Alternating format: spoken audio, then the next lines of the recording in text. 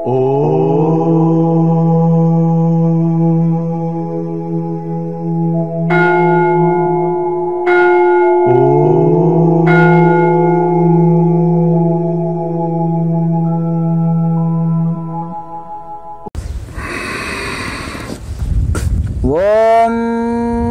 దివ్యాత్మ స్వరూపులైన KMC channel ప్రేక్షకులకు నమస్కారం. గురువుగారి పాద పద్మములకు నమస్కారములు. నమస్కారం అండి. భక్తి, జ్ఞానం, వైరాగ్యం శీఘ్రంగా పొందడానికి ఏం చేయాలి? ఆధ్యాత్మిక ప్రశ్న జవాబులు. ఇప్పుడు భక్తి, జ్ఞాన, వైరాగ్యములు తొందరగా పొందాలంటే గురు భక్తి కలిగి ఉండాలి, దైవభక్తి ఉండాలి, శరణాగతి కలిగి ఉండాలి. భగవంతుడి చరిత్రని చదివినప్పుడు భగవంతుడు గొప్ప సృష్టి స్థితి లయాలు చేస్తున్నాడు, భగవంతుడు సృష్టికి ఎంత సేవ చేస్తున్నాడు అన్నప్పుడు ఆయన మీద గౌరవం పెరుగుతుంది, భక్తి పెరుగుతుంది. ఒక గొప్ప ఋషి మన ఊరి మీద వెళ్తున్నప్పుడు ఆయన గొప్పతనం తెలియనప్పుడు గౌరవించము, ఆయన గొప్పతనం తెలిసినప్పుడు ఆయనను ఎంతో గౌరవిస్తాము. అలాగే భగవంతుడి గుణగణాలని తెలుసుకోవాలి. భాగవతం లాంటివి చదివితే భక్తి పెరుగుతుంది.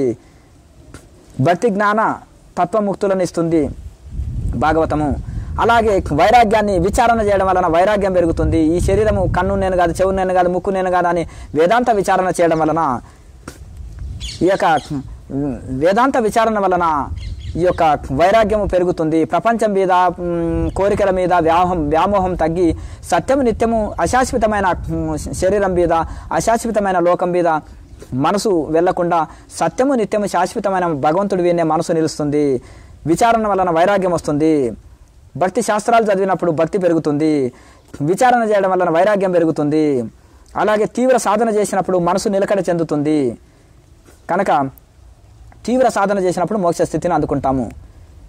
కనుక ఈ యొక్క వేదాంత శాస్త్రం చదివినప్పుడు జ్ఞానం పెరుగుతుంది, శాస్త్రజ్ఞానం. తపస్సు చేసినప్పుడు బ్రహ్మజ్ఞానం, స్వయం అనుభవ జ్ఞానం కలుగుతుంది. దీనితో ఇట్లా ఇప్పుడు ఇంజనీర్ కావాలంటే ఇంజనీర్ కాలేజీలో జాయిన్ కావాలి, డాక్టర్ కావాలంటే మెడికల్ కాలేజీలో జాయిన్ కావాలి. అలా దానికి సంబంధించిన కోర్సులో జాయిన్ అయ్యి దానికి సంబంధించిన కోర్సు బాగా చేయాలి. అందుకని భక్తి పెరగాలంటే భక్తి శాస్త్రాలు చదవాలి, వేదాంత జ్ఞానం రావాలంటే జ్ఞాన శాస్త్రాలు చదవాలి, మోక్షం కావాలంటే సాధన చేయాలి. అట్లా దానికి సంబంధించింది తెలుసుకోవాలి. థియరీ ప్రాక్టికల్ రెండు ఉన్నప్పుడే పరిపూర్ణలు అవుతాం. కేవలం థియరీ ఉండి ప్రాక్టికల్ లేకపోతే లాభం లేదు. కనుక వీటిని పెంచుకోవాలంటే ఇందులో మనం అనుభవజ్ఞుల గురువుల దగ్గర చేరి ఇవన్నీ తెలుసుకోవాలి, సాధన చేసి తరించాలి. నెక్స్ట్. నమస్కారం గురువుగారు. సృష్టి ఎలా అయ్యింది? సృష్టికర్త ఎవరు? సృష్టికర్తను ఎవరు సృష్టించారు? ఏకాంశైన స్థితో జగత్ అని ఈ యొక్క భగవద్గీత చెప్తుంది. ఈ సృష్టిని అంతా ఇప్పుడు సముద్రంలో ఒక పెద్ద సముద్రం ఉంది, అందులో ఒక సుడిగుండం పుట్టింది. ఆ సుడిగుండం సముద్రంలోనే ఉంటుంది. ఏకాంశం అంటే 100% భగవంతుడిలోన ఒక అంశకు చంచలం వచ్చింది. ఆ ఒక్క అంశం నుంచే ఈ బ్రహ్మాండం అంతా సృష్టి జరిగింది. ఆ ఒక్క అంశం కూడా మళ్ళీ తిరిగి 100% భగవంతుల్లోనే ఉంది. ఈ ఏకాంశైన స్థితో జగత్ అని కృష్ణ పరమాత్మ గీతలో చెప్పారు. ఆ భగవంతుల్లోన ఆ భగవంతుల్లోన 100% భగవంతుల్లోన ఒక అంశానికి, ఒక్క భాగానికి చంచలం వచ్చి ఆ ఒక్క భాగం కూడా 100 భాగంలోనే ఉంది. ఈ భగవంతుల్లోన ఆ చంచల స్థితే ఈ ప్రకృతి బ్రహ్మాండం మొత్తం. ఆ చంచల స్థితి కూడా మళ్ళీ తిరిగి భగవంతుల్లోనే ఉంది, అణిగి ఉంది. కనుక ఈ అంత సృష్టి ఏర్పడ్డది. కనుక భగవంతుడే సృష్టికర్త, సృష్టించాడు. కనుక ఆయనని ఆయన స్వయంభూ, ఆయనని సృష్టించే వాళ్ళని, భగవంతుడిని సృష్టించిన వాళ్ళు ఎవరు లేరు. ఆయన స్వయంభువు. కానీ ఆయన నుంచే ఈ సృష్టి అంతా జరిగింది. సృష్టి మళ్ళీ ఆయనలోనే స్థిరంగా ఉంటుంది. సృష్టి నిర్మాణం జరిగింది, మళ్ళీ స్థిరంగా ఆయనలోనే ఉంటుంది. మళ్ళీ లయమై కూడా ఆయనలోనే ఉంటుంది. 3 కాలాల్లో, అన్ని యుగాల్లో ఆయనలోనే ఉంటుంది. అట్లా అప్పుడు మనకి ఎప్పుడు ఆయన మీద 100% గురి కుదురుతుంది అంటే సాధన చేసి స్వయం అనుభవం పొందినప్పుడే మనకి ఇవన్నీ అనుభవంలోకి వస్తాయి. థియరీ వరకు తెలుసుకోవడమే. ప్రాక్టికల్గా అనుభవం పొందాలంటే సాధన సాధన సాధన. బ్రహ్మదేవుని సృష్టించారు. నేను ఎవరిని ఎక్కడని ఆలోచన చేస్తే తపస్సు చేస్తే నీవెవరో తెలుసుకుంటావు, నిన్ను సృష్టించిన నీ తండ్రిని తెలుసుకుంటావు అని చెప్పారు. అప్పుడు బ్రహ్మ తపస్సు చేసి తెలుసుకున్నాడు. అలాగే ప్రతి జీవరాశులు కూడా, అందరూ కూడా, అన్ని జీవరాశులకు మనసు ఇచ్చాడు. ఆ మనసు ఇచ్చాడు కాబట్టి తనను తాను తెలుసుకోలేవు, తనను సృష్టించిన భగవంతుని తెలుసుకోలేవు. కానీ మనిషికి బుద్ధి ఒకటి ఎక్స్ట్రా ఇచ్చాడు.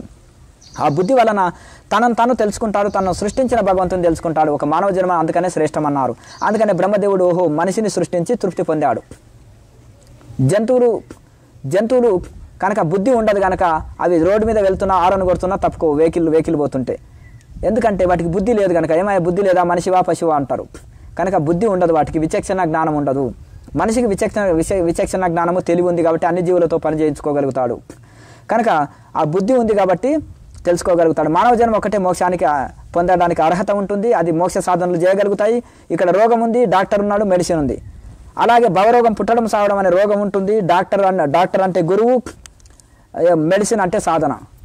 ఇవన్నీ ఉన్నాయి. సాధన చేసి తరించగలుగుతాడు. సాధన చేసి తరించుట కోసం శరీరం ఉంది కనుక ఇవన్నీ మానవ శరీరంతో సాధన చేసి తరించగలుగుతాడు. పడవ గట్టిగా ఉన్నప్పుడే సముద్రం దాటాలి, శరీరం గట్టిగా ఉన్నప్పుడే సాధనలు చేసి తరించాలి. నెక్స్ట్, నమస్కారం గురువుగారు. దేవుడు అంటే ఎవరు? దేవుడన్నా భగవంతుడన్నా ఈ విశ్వకర్త సృష్టికర్త ఉన్నాడు. ఈ సృష్టికి కారణము, మూలకారకుడు, సమస్త జీవరాశులని సృష్టి స్థితి లయాలు చేస్తున్నాడు. ఈ అన్నిటికీ కారణము ఈయన. అన్నిటిని తెలుసుకుంటున్నాడు కానీ ఆయనను ఎవరు తెలుసుకోలేకపోతున్నారు. ఒక ఋషులు తపస్సు చేసే భగవంతుని తెలుసుకోగలుగుతున్నాడు. ఆయన అందరినీ చూస్తున్నాడు, ఆయనను ఎవరు చూడలేకపోతున్నారు. మనం తపస్సు చేసి ఆ భగవంతుని తెలుసుకోగలుగుతాము. అందుకనే భగవంతుడు సృష్టించి తనను తెలుసుకోవడానికి సాధనలు ఇచ్చాడు, సాధన మార్గాలు ఇచ్చాడు, శాస్త్రాలు ఇచ్చాడు, గురువులను ఇచ్చాడు. ఆ సాధనలు, ఆ గురువులను చేరి ఆ శాస్త్రాలు చదివి సాధన చేసి ఆ భగవంతుని తెలుసుకోవచ్చును. నెక్స్ట్, నమస్కారం గురువుగారు. అంటే భగవంతుడు అనేది సర్వవ్యాపకము, అనంతము. మనిషి జ్ఞానము లిమిట్, మనిషి శక్తి లిమిట్, మనిషి శరీరం లిమిట్. కానీ భగవంతుడు బ్రహ్మాండం అంతా నిండి ఉన్నాడు. ఆయన శక్తి అనంతం, ఆయన జ్ఞానం అనంతం. వారం కింద ఏం తిన్నామో గుర్తు రాదు మనిషికి. అహం బ్రహ్మస్వాన్ని తింటే తిరిగితే అహంకారం రాదా? నువ్వు సృష్టి స్థితి లయాలు చేయగలుగుతావా? నేను భగవంతుని యొక్క అంశనే, భగవత్ స్వరూపాన్ని అనుకో, కానీ నేనే దేవుడు అని తిరగకు.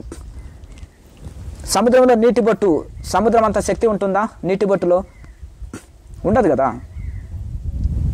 ఒక చిన్న పెద్ద గాలి వస్తే కొండలు అంటే పెద్ద పెద్ద చెట్లే విరిగి పడతాయి, చిన్న గాలికి విరిగి పడవు కదా. అలాగే అఖండమైన శక్తి కలిగిన వాడు భగవంతుడు సృష్టి స్థితి లయాలు చేస్తాడు. కానీ మనిషి చేయలేడుగా సృష్టి స్థితి లయాలు, జీవుడు చేయలేడు, దేవుడు చేయగలుగుతాడు. కనుక జీవుడు అల్ప జ్ఞానము, అల్పశక్తి, అల్ప పరిమాణము. కానీ భగవంతుడి అఖండ జ్ఞానం, అఖండ శక్తి, సర్వవ్యాపకము. కనుక ఆ భగవంతుడు అనేది సర్వవ్యాపకము, స్వయం జ్యోతి, సర్వాన్ని సృష్టించినవాడు, సర్వాన్ని సృష్టి స్థితి లయాలు చేయగలుగుతాడు. కనుక ఆ భగవంతుడిని ఆయన స్వయంభువు, అన్నిటిని సృష్టి స్థితి లయాలు చేయగలుగుతాడు. ఆయన తెలుసుకునే కోసం కూడా మనకు అన్ని శాస్త్రాలు ఇచ్చాడు, గురువులను ఇచ్చాడు. ఆ సాధనలు చేసి భగవంతుని స్వయం అనుభవం పొందవచ్చును. నెక్స్ట్, నమస్కారం గురువుగారు. ఆత్మ, జీవాత్మ, పరమాత్మకు మధ్య గల తేడా ఏమిటి? ఆత్మ, పరమాత్మ, జీవాత్మ. జీవాత్మ అంటే సముద్రంలో నీటి బొట్టు. అలాగే పరమాత్మ, ఆత్మ అంటే ఇక్కడ ఈ యొక్క జీవాత్మ అన్న ఆత్మ అన్న ఒకటే. ఇక అలాగే పరమాత్మ అంటే ఇప్పుడు సముద్రంలో చెంబులో నీళ్లు జీవాత్మ అనుకోండి, సముద్రము పరమాత్మ. ఈ చెంబులో నీళ్లు సముద్రంలో వస్తే సముద్రంగా మారిపోతుంది. ఇది ప్రాణము ఇందులో ఉంది, జీవుడు శరీరంలో. అది మహాప్రాణం భగవంతుడు. ఈ ప్రాణాన్ని మహాప్రాణంలో విలీనం చేయాలి, అదే సమాధి స్థితి కలుగుతుంది. కనుక భగవంతుడు అనేది మహాశక్తి, అఖండ శక్తి, ఇది ఖండ శక్తి జీవుడు. కనుక ఇంతే భేదం. పవర్ ప్లాంట్ అనేది భగవంతుడు, ఒక బల్బులో ఉండే కరెంట్ అనేది జీవుడు. బల్బులోకి వచ్చి చిన్న బల్బు వెలిగింది కదా, అట్లా. కనుక ఆ విధంగా అఖండమైన శక్తి కలిగిన వాడు, అఖండమైన జ్ఞానము, అఖండమైన సర్వవ్యాపకం కలిగిన వాడు భగవంతుడు. ఈ జీవుడికి జ్ఞానానికి పరిమితం ఉంది, శక్తికి పరిమితం ఉంది, శరీరానికి పరిమితం ఉంది. అన్నిటికీ పరిమితిలో ఉండేవాడు జీవుడు, అపరిమితమైన వాడు భగవంతుడు. ఇంతే తేడా, జీవాత్మకు పరమాత్మకు ఉండే తేడా ఇంతే. నెక్స్ట్, నమస్కారం గురువుగారు. జపం ఎలా చేయాలి? జపం అనేది కొత్తగా ఉపదేశం చేసుకున్న వాళ్ళు గట్టిగా జపం చేస్తుంటారు, గట్టిగా ఉచ్చరిస్తారు జపాన్ని. రెండవది పెదవుల్లో నడిపిస్తారు, దీన్ని ఉపాంశు వాచిక జపం అంటారు, గట్టిగా ఉచ్చరించేదాన్ని. పెదవుల్లో నడిపించే జపాన్ని ఉపాంశి జపం అంటారు. మనసులో నడిపించే జపాన్ని మానసిక జపం అంటారు. మొదలు వాచిక జపం నుంచి, ఉపాంశి జపం నుంచి మానసిక జపంగా మారిపోవాలి. ఇంకా మనసులోనే జరుగుతుంటుంది. మొదలు భౌతిక పూజలు చేస్తారు సామాగ్రితోటి, తర్వాత మనసులోనే ఆ సామాగ్రిని ఆహ్వానించి చేసేది మానసిక పూజ. యోగులు చేసేది ఆత్మ పూజ. ఈ ఆత్మనే భగవంతుడు అని చేసే ధ్యానాన్ని ఆత్మపూజ అంటారు. ఇట్లా ఈ జపం కూడా ఒకదానికంటే ఒకటి గొప్పది. మానసిక జపం గొప్పది, వాచిక జపం కంటే ఉపాంశి జపం కంటే మానసిక జపం గొప్పది. నెక్స్ట్, అందుకని అది పూజల్లో కూడా బాహ్య పూజ కంటే మానసిక పూజ కంటే ఆత్మ పూజ గొప్పది. ఆత్మ ధ్యానమే ఆత్మ పూజ. నెక్స్ట్, నమస్కారం గురువుగారు. అంగన్యాస కరన్యాసములు అంటే ఏమిటి? ప్రతి మంత్రానికి అంగన్యాస కరన్యాసాలు ఉంటాయి. 4 వైపుల కంపౌండ్ కట్టుకుంటే గార్డెన్లోకి మేకలు గొర్రెలు వచ్చి మేయవు. అలాగే మన యొక్క మంత్రశక్తి మనం జపతపాలు చేస్తున్నప్పుడు మనకు విఘ్న దేవతలు విఘ్నాలు కలిగించకుండా, భూత ప్రేత పిశాచాలు ఇవన్నీ మనకు విఘ్నాలు కలిగించకుండా, ఇవన్నీ రాకుండా కట్టు దిగ్బంధనం చేసి ఆ ఋషి మంత్రాన్ని, ఏ ఋషి ఆ మంత్రాన్ని రాశాడు ఆ ఋషిని వేడుకుంటూ, నీ పరంపరలో ఉన్న మహానుభావ మీ అంతటి శక్తిని నాకు ఇవ్వు, మీరు నన్ను రక్షగా ఉండండి అని ఆ ఋషిని వేడుకొని, ఆ ఇష్ట దైవాన్ని వేడుకొని, ఆదిష్టాన మంత్రం యొక్క ఆదిష్టాన దేవతని వేడుకొని చుట్టూ దిగ్బంధనం చేసుకొని కూర్చోవడమే. గాయత్రి మంత్రానికి ఉంటుంది. భగవద్గీత కూడా ఛందస్సు ఇవన్నీ ఉంటాయి. ఇవి చక్కగా వీటిని అంగన్యాస కరన్యాసాలు ఉంటాయి. భగవద్గీత పారాయణ చేయాలంటే కూడా అంగన్యాస కరన్యాస చేసుకోవచ్చు. అలాగే ప్రతి మంత్రానికి కూడా వేదోక్త మంత్రాలకు ప్రతి ఒక్కదానికి అంగన్యాస కరన్యాసాలు ఉంటాయి. అంగన్యాస కరన్యాసాలు చేసుకొని సాధన చేస్తే ఎక్కువ ఫలితం ఉంటుంది. ఇప్పుడు హెల్మెట్ పెట్టుకొని డ్రైవింగ్ చేస్తాం కదా, బెల్ట్ సీట్ పెట్టుకొని డ్రైవింగ్ నడుపుతాం కదా, అలాగే కవచం వేసుకొని ఇప్పుడు శరీరం కవచం దొరుకున్నప్పుడు కత్తి పెట్టి పొడిచినా కానీ శరీరానికి తగలవు, గాయాలు కావు. తలకు కూడా ఒక కవచం వేసుకుంటాం, అప్పుడు మనకు గాయాలు తగలవు కదా. అలాగే ఈ యొక్క కవచం వేసుకొని ఇవన్నీ చేసుకుంటాం, యుద్ధం చేసినప్పుడు ఇవన్నీ జాగ్రత్తలు వహిస్తాం. అలాగే దీనికి కూడా మంత్ర జప తపముల కోసం కూడా అంగన్యాస కరన్యాసాలు ఉంటాయి. అవి చేస్తే ఉత్తమము. నెక్స్ట్. నమస్కారం గురువుగారు. బీజాక్షరములు గల మూల మంత్రములు ఎలా చేయాలి? దానికి ఒక క్రమ పద్ధతి ఉంటుంది, అది గురుముఖంగా తెలుసుకోవాలి. ఎలా అంటే ఓంకారము లేకుండా ఏ మంత్రానికి బీజం అనేది ఓంకారం. ప్రతి మంత్రానికి కూడా ఓంకారం లేనిది అవి సత్ఫలితాన్ని ఇవ్వము. ఓంకారం అనేది ఇంజను, మిగతా వాటికి డబ్బలు, మిగతా దేవతల పేర్లు అనేది ఓం రామాయ నమః, కృష్ణాయ నమః, గణపతయ నమః అనేది ఉండదు అనుకోండి. ఈ ఓం అనేది మనకు ఇంజన్ లాంటిది, మిగతావి డబ్బలు లాంటివి. ప్రతిదానికి ఓంకారం ఉండాలి. అక్షర బ్రహ్మము ఓంకారము. అక్షర బ్రహ్మం ఆధారంగా పరబ్రహ్మం తెలుసుకోవచ్చు. తస్యవాచక ప్రణవః పతంజలి మహర్షి చెప్తాడు. ఓం మిత్యేకాక్షరం బ్రహ్మ అని కూడా అంటారు. ఓం ఇతి అక్షరం బ్రహ్మ, ఓం అనే అక్షరము బ్రహ్మస్వరూపం అయి ఉన్నదని భగవద్గీతలో చెప్తున్నాడు. అలాగే తస్యవాచక ప్రణవ తజ్జప తదర్థ భావనం. పతంజలి మహర్షి కూడా ఆ తస్య అంటే ఆ భగవంతుడి పేరు ఓంకారము, అది జపించండి, అర్థభావ సహితంగా జపించండి భగవన్నామాన్ని. మరి భగవద్గీత పతంజలి సూత్రాలు 2 సమన్వయ గ్రంథాలు ఒకే విషయాన్ని గట్టి చేస్తున్నాయి. భగవంతుడి పేరు ఓంకారం అని భగవద్గీత చెప్తుంది, పతంజలి సూత్రాలు చెప్తున్నాయి. 2 ప్రమాణాలు ఉన్నాయి కదా. కనుక అక్షర బ్రహ్మము పరమాత్మ ఓంకారము. కనుక ఓంకార మహిమ ఎన్నో ఉపనిషత్తులు చెప్పడం జరిగింది. కనుక ప్రతి యోగులు ఓంకారాన్ని జపిస్తుంటారు. వాళ్ళ యోగుల హృదయంలో 24 గంటలు ఇన్నర సౌండ్ నాదము పుట్టి 24 గంటలు ఓంకార నాదం వస్తుంది. కనుక ఈ విధంగా మనము ఈ యొక్క బీజాక్షరాలని అంగన్యాస కరన్యాసయుక్తంగా మనం ఇవన్నీ చేసి మనం చక్కగా వేదంలో చెప్పిన ఆ వేదోక్త మంత్రాలనే గురువు ద్వారా ఉపదేశం తీసుకొని జపం చేసుకోవచ్చు. నెక్స్ట్. నమస్కారం గురువు గారు. ఆడవారికి ఋతుక్రమం వచ్చినప్పుడు సాధన చేయవచ్చునా? ఈ క్రియాయోగంలో తడుమను లేదు. శరీరంలో మనం కొత్తగా సృష్టించుకుంటలేము. ఎన్నిసార్లు వాష్రూమ్కి వెళ్ళినా మలమూత్రాలు శరీరంలో ఉంటాయి. శరీరం సదా అపవిత్రమే అంటారు యోగులు. కనుక దీని మీద వైరాగ్యం వచ్చి దీని మీద శరీరం మీద మమకారం వదులుతారు. శరీర భ్రాంతి వదులుతుంది వాళ్ళకు, ఎప్పుడో ఒకసారి వదిలేది ఈ శరీరం. కనుక ఈ పూజల్లో వ్రతాల్లో ఇవి ఎందుకంటే ఇవి అన్ని నియమాలు ఉండాలి. స్నానం చేసి ఇవన్నీ గుళ్ళోకి వెళ్ళడం, పూజలు చేయడం వీటికి తప్పకుండా ఉండాలి. కానీ యోగం చేసే వాళ్ళు ఒక కాలకృత్యాలు తీర్చుకొని సాధన చేస్తే సరిపోతుంది. హృదయ శుద్ధికి ఎక్కువ ఇంపార్టెంట్ ఇస్తారు యోగులు. కానీ రామకృష్ణ పరమహంస అస్తవ్యస్తంగా పూజలు చేశాడు అతీత స్థితిలో ఉన్నప్పుడు. స్టార్టింగ్లో చక్కగా పూజలు చేశారు. కనుక అవన్నీ పూజలు చేస్తే సరిగా చేయాలి, లేకపోతే ఊరుకోవాలి. కనుక మీరేం చేశారు? మహాత్మా మీరు తపస్సులో ఉండండి చాలు అని అన్నారు. ఇంకో కొత్త పూజారిని పెట్టారు మేనేజ్మెంట్ వాళ్ళు. అలాగే చేస్తే పూజలు సరిగా చేయాలి, లేకపోతే వదిలేయాలి. కానీ ఈ యోగం ఎట్లుంటుందంటే హృదయ శుద్ధికి ఎక్కువ ఇంపార్టెంట్ ఇస్తారు, తడిమడి ఉండదు. కాబట్టి ఆ సమయంలో కొద్దిగా ఇబ్బంది ఉంటే కొన్ని ముద్రలు వదిలి సహజంగా సాధన చేసుకోవచ్చు స్త్రీలకి. కానీ ఈ పూజలు అవి చేయకుండా ఉంటే మంచిది ఆ 3 రోజులు. నెక్స్ట్.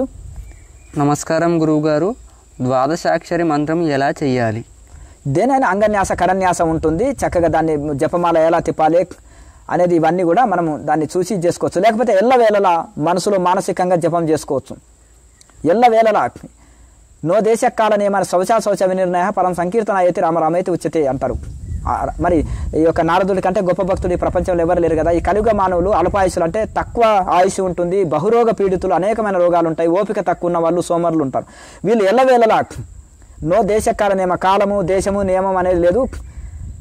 ఎల్లవేళలో కూడా దైవనామాన్ని జపం చేసుకోవచ్చు. మానసిక జపం చేసేటోళ్ళకి అన్ని నియమాలు లేవు. కొత్తగా మాల వేసేటోళ్ళకు అన్ని నియమాలు చూసుకుంటారు, మంచి రోజు వేస్తారు. కానీ ఎల్లవేళల పూజలు చేసేటోళ్ళకు అమాస పుణ్యం అని లేదు. ఎల్లవేళల మానసిక జపం చేసేటోళ్ళకు ఏ నియమాలు లేవు. కొత్తగా జపం చేసేటోళ్ళకే ప్రారంభించేటోళ్ళకే అనేకమైన నియమాలు ఉంటాయి. లోకా సమస్త సుఖినో భవంతు. ఓం